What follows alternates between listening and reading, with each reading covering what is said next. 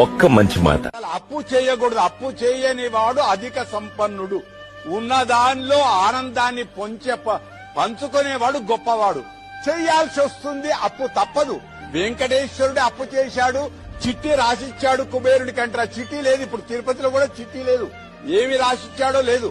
కానీ అప్పు చేయడం ఎంత చేస్తున్నావో అంతకంటే ఎక్కువ సంపాదించాలి.